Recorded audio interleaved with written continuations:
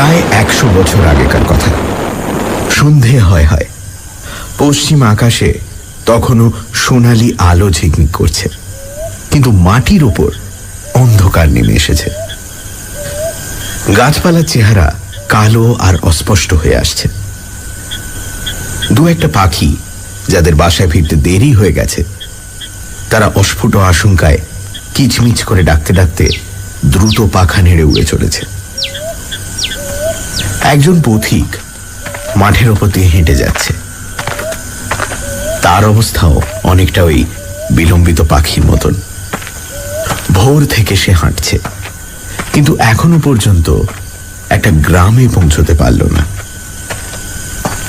যে মাঠের ওপর দিয়ে সে চলেছে, সে মাঠের ঘাসের ওপর পায়ের চিহ্ন আঁকা সরু পথ নেই। শেষ পর্যন্ত মানুষের আস্তানায় পৌঁছতে পারবে কিনা তাও অনিশ্চিত। তবু সে আশায় ভর করে চলেছে, যদি রাত্রির গাঢ় অন্ধকার নেমে আসবার আগে কোনো একটি পল্লীতে গিয়ে উঠতে পারে। পথিকের বেশভূষা অত্যন্ত সাধারণ। সে চাকরি খুঁজতে বেরিয়েছে। তার বাড়ি পশ্চিম বাংলায়, কিন্তু 11 দিন হেঁটে হেঁটে সে যে কোথায় এসে হাজির হয়েছে তা সে নিজেই জানে না। কাল একটি ছোট্ট গ্রামে রাত্রি কাটিয়ে ভোর হতে না হতেই সে বেরিয়েছিল, কিন্তু সমস্ত দিন চলেও কোথাও একটি গ্রাম পায়নি।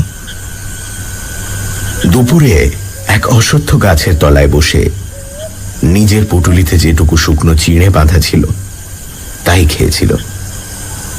তারপর লাঠির ডগায় পুঁটলি বেঁধে লাঠি কাঁধে নিয়ে আবার যাত্রা করেছে, কিন্তু পথ তার এখনো শেষ হয়নি। সামনের দিকে তাকিয়ে চলতে চলতে পথিক এক সময় ডান দিকে ঘাড় বেঁকিয়ে দেখল, খানিক দূরে কতগুলো গাছপালার আড়ালে একটা জায়গা চকচক করছে। পথিক দাঁড়িয়ে পড়ল। সন্ধ্যার আবছায়ায় তার মনে হলো যেন একটা মস্ত দিঘি। তেষ্টায় তার বুক পর্যন্ত শুকিয়ে গিয়েছিল। সে আর দ্বিধা না করে পা চালিয়ে সেই দিকে চলল। মনে মনে বলল, দিঘি যদি হয় তাহলে নিশ্চয়ই কাছে গ্রাম আছে। যাক, ঠিক সময়ই আশ্রয় পেয়েছি। আরো একটু দূরে এগিয়ে গিয়ে সে দেখল, হ্যাঁ, দিঘি বটে, প্রকাণ্ড দিঘি। এপার থেকে ওপারের বাঁধানো ঘাট ভালো দেখা যায় না। দিঘির কিনারায় বসে পথিক অঞ্জলি ভরে জল খেল। চোখে মুখে জল দিয়ে অনেকটা ঠান্ডা হয়ে সে উঠে দাঁড়ালো। দিনের আলো তখন আরো ক্ষীণ হয়ে এসেছে। দিঘির ওপার পর্যন্ত ভালো নজর চলে না। তবু তার মনে হলো দিঘির ঘাটের উপর একটা সাদা কাপড় পরা মেয়ে কলসি করে জল নিয়ে উঠে চলে গেল। পথিক তখন নিশ্চিন্ত হল যে কাছে নিশ্চয়ই গ্রাম আছে। সে তাড়াতাড়ি লাঠি কাঁধে ফেলে যেদিকে ওই মেয়েটি গোধূলির আধারে মিশিয়ে গেছিল সেই দিকে চলতে আরম্ভ করল। দিঘির অপর পারে পৌঁছে সে দেখল সামনেই এক সারি বাবলা গাছ, আর তার ফাঁক দিয়ে এক মস্ত গ্রামের অনেক চালাঘর দেখা যাচ্ছে। পথিকের তখন ক্ষুধায় ক্লান্তিতে দেহ অবসন্ন। সে ভালো করে সব দিক লক্ষ্য না করেই সেই দিকে ছুটে চলল। যদি ভালো করে লক্ষ্য করত তাহলে দেখতে পেত যে মেটে বাড়িগুলির দেয়াল অনেক জায়গায় ধসে গেছে। ওপরে খড়ের চাল রোদ বৃষ্টিতে খসে পড়েছে, যেন কতকাল এসব বাড়িতে কেউ বাস করেনি। সমস্ত গ্রামটা শূন্য, খাঁ খাঁ করছে।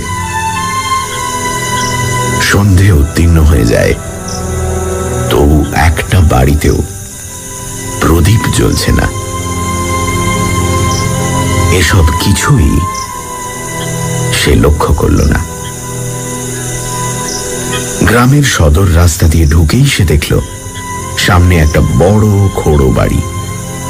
সে গিয়ে দরজায় ধাক্কা দিল।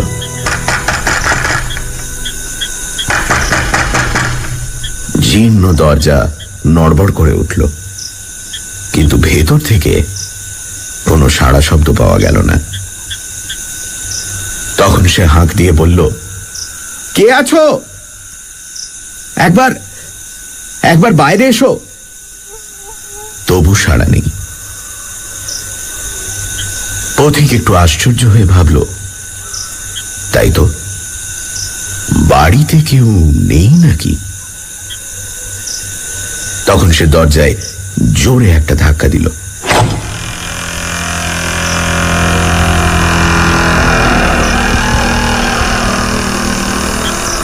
দরজা খুলে গেল, কিন্তু তবু কোনো মানুষের পায়ের শব্দ কি গলার আওয়াজ পাওয়া গেল না। পথিক একটু ইতস্তত করে মাটিতে লাঠি ঠুকে গলা খাঁকারি দিয়ে আস্তে আস্তে ভেতরে ঢুকল। ভেতরে ঢুকেই সে একেবারে অবাক হয়ে গেল।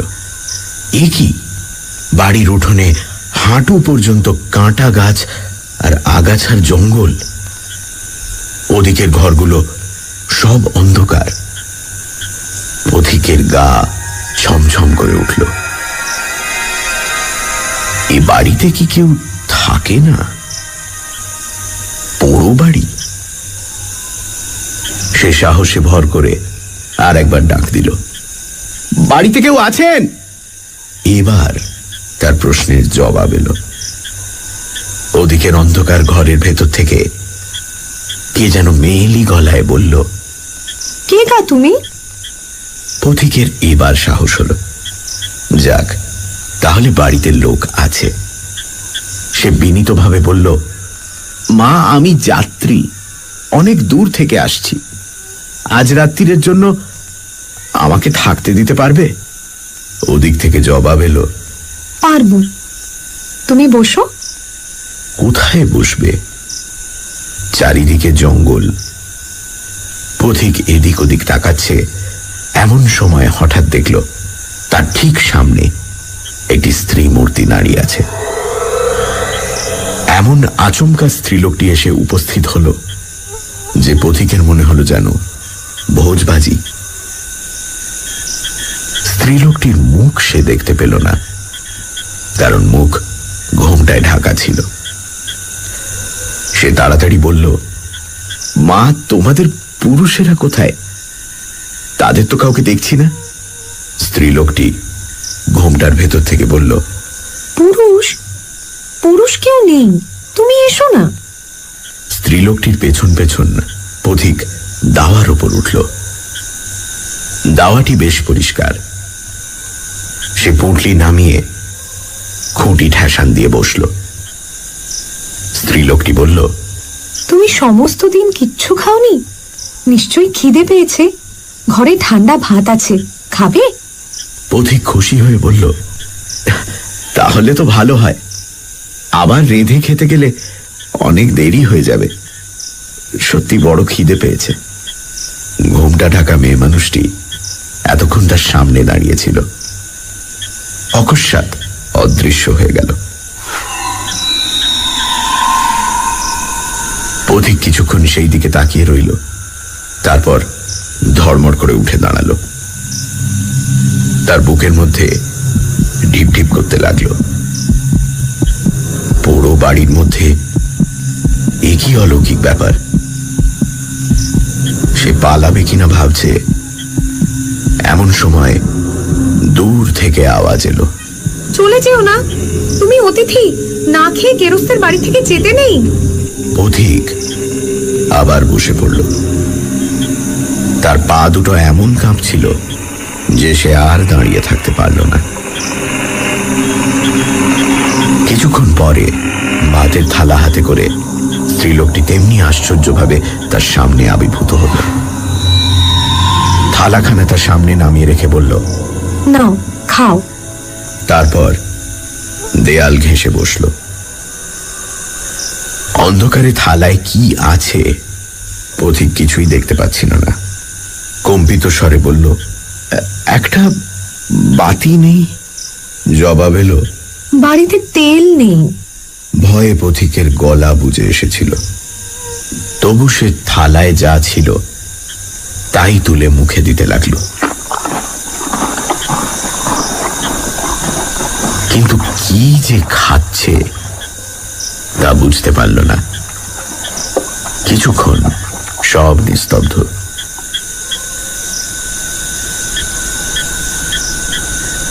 পথিক কলের পুতুলের মতন খেয়ে যাচ্ছে, কিন্তু তার সমস্ত অন্তরাত্মা পড়ে আছে ওই কাপড় ঢাকা স্ত্রীলোকটির দিকে।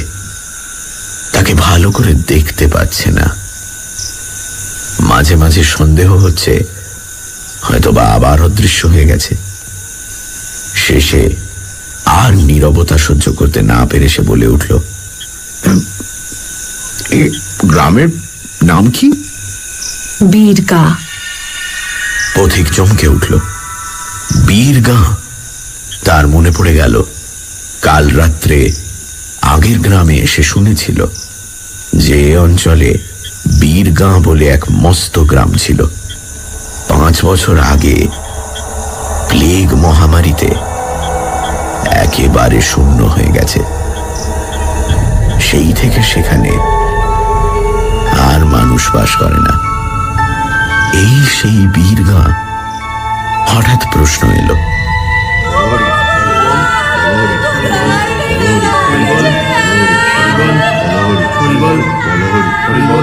আর কিছু চাই?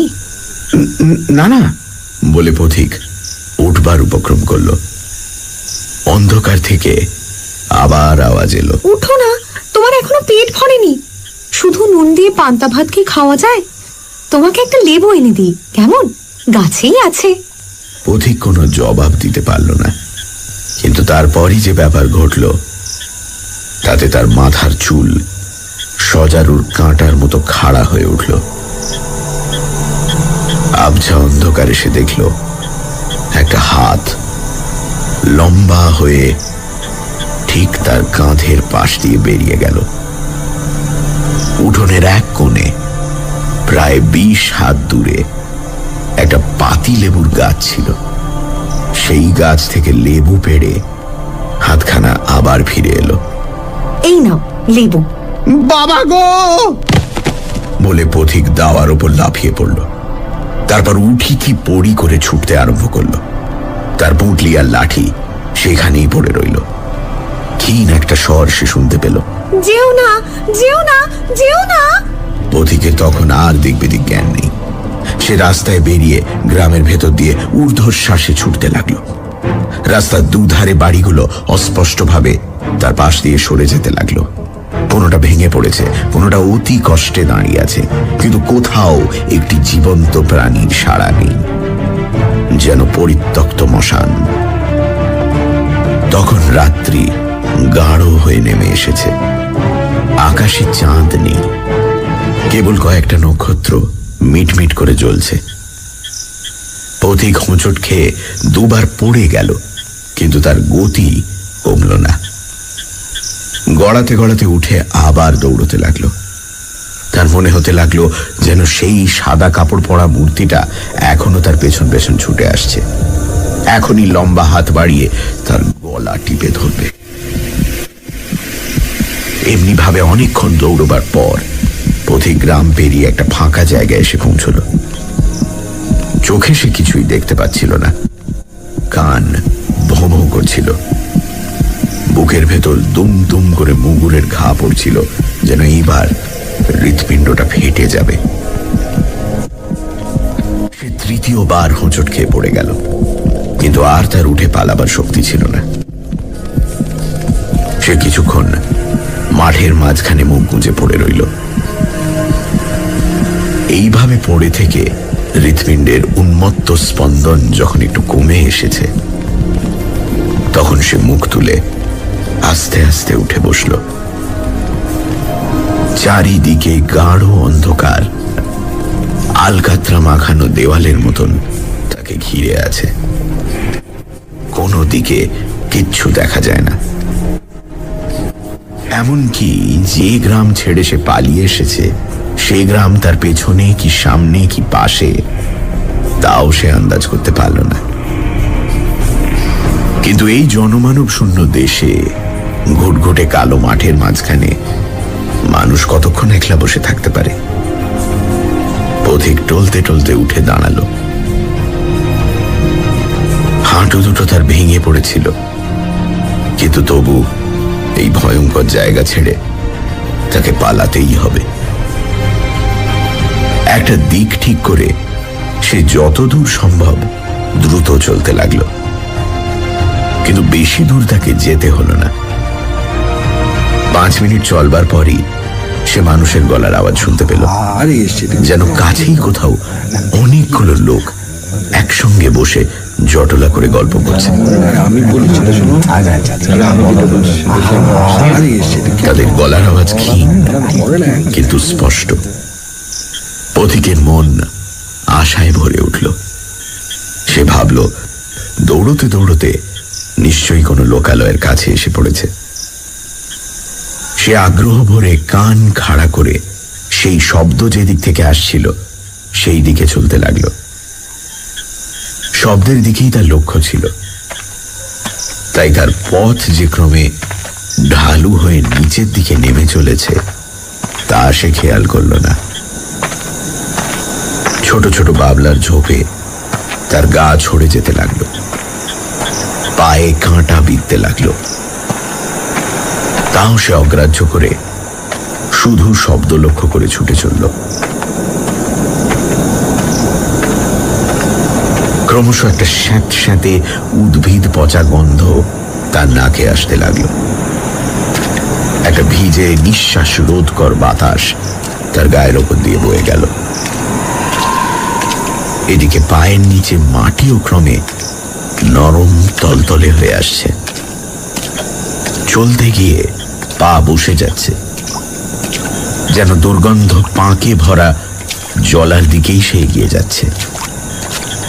কিন্তু যতই এগিয়ে চলেছে মানুষের গলার আওয়াজ ততই স্পষ্ট হয়ে উঠছে। পথিক ভাবছে এই কাদাটুকু পেরিয়ে যেতে পারলেই সে মানুষের আস্তানায় পৌঁছবে।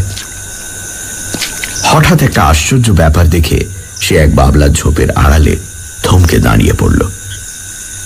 ঠিক তার সামনে প্রায় 10 হাত দূরে একটা আলোর গোলা মাটি থেকে উঠে আস্তে আস্তে মিলিয়ে গেল। তারই নীল আলোতে পথিক নিমেষের জন্য সমস্ত দৃশ্যটা স্পষ্ট দেখতে পেল। একটা পাঁক ভরা কুণ্ডের মাঝখান থেকে ওই আগুনের পিণ্ডটি উঠছে, আর সেই কুণ্ড ঘিরে অনেকগুলি মূর্তি গোল হয়ে বসে আছে। পথিকের গায়ের রক্ত হিম হয়ে গেল। এই যে আলেয়া, তবে কি সে শ্মশানে এসে পড়েছে? শ্মশানেই তো আলেয়া জ্বলে, আর ওই যে মূর্তিগুলো বসে আছে ওরা কারা? মানুষ। কিন্তু মানুষ এই রাত্রে আলেয়া ঘিরে বসে থাকবে কেন? ওদের চেহারা সে ভালো করে দেখতে পায়নি, কিন্তু যেটুকু দেখেছিল। এই সময় আর একবার আলেয়ার নীল আগুন জ্বলে উঠল। এইবার পথিক তাদের ভালো করে দেখতে পেল। তারা মানুষ নয়, শুধু এক পাল আস্ত কঙ্কাল। তাদের গায়ে মুখে কোথাও এতটুকু মাংস নেই। পথিকের আর চিৎকার করবারও ক্ষমতা ছিল না। সে পিছু ফিরে পালাবার চেষ্টা করল, কিন্তু তার কাপড় বাবলার ডালে আটকে গিয়েছিল। যেই পালাতে গেল অমনি কাপড়ে টান পড়ল, যেন কে তাকে পেছন থেকে টেনে ধরেছে। পথিকের মুখ দিয়ে কেবল একটা চাপা গোঙানি বার হলো। সে কাদার উপর মুখ গুঁজে পড়ে গেল। তারপর সব স্থির। বলো হরি হরি বল, বলো হরি হরি বল, বলো হরি হরি বল, বলো হরি হরি বল। বলো হরি। হঠাৎ যেন ঘুম থেকে জেগে উঠে পথিক দেখল সেও সেই আলেয়ার কুণ্ডের ধারে বসে আছে। তার মনে আর একটুও ভয় নেই। আবার আলেয়া জ্বলে উঠল। যারা কুণ্ড ঘিরে বসেছিল তারা নড়ে চড়ে বসল। তাদের হাড়গুলো খটখট করে উঠল। পথিকের পাশে যে কঙ্কালটা বসেছিল সে ভাঙা গলায় জিজ্ঞেস করল, কে হে, তুমি কতক্ষণ এলে? পথিক কথাটা ঠিক বুঝতে পারল না। যেন ইতিপূর্বে কি হয়েছে তা সে মনে করতে পারছে না। এদিক ওদিক তাকাতে তাকাতে অদূরে বাবলা গাছের একটা ঝোপ সে দেখতে পেল। মুহূর্তের মধ্যে সে ঝোপের কাছে গিয়ে দাঁড়ালো। দেখলো ঝোপের নিচে একটা তাজা মড়া ঘাড় গুঁজে পড়ে আছে। তখন সে সব বুঝতে পারল। ফিরে এসে বলল, আমি এইমাত্র আসছি। কঙ্কালটা বলল, বেশ বেশ, ওইখানে অনেক কঙ্কাল পড়ে আছে, তার মধ্যে একটার মধ্যে ঢুকে পড়ো। তোমার নিজের কঙ্কাল তৈরি হতে এখনো ঢের দেরি। যতদিনে মাংস পচে হাড় না বেরোয় ততদিন ধারেই কারবার চালাও। অন্য কঙ্কালগুলো একসঙ্গে খিলখিল করে হেসে উঠল।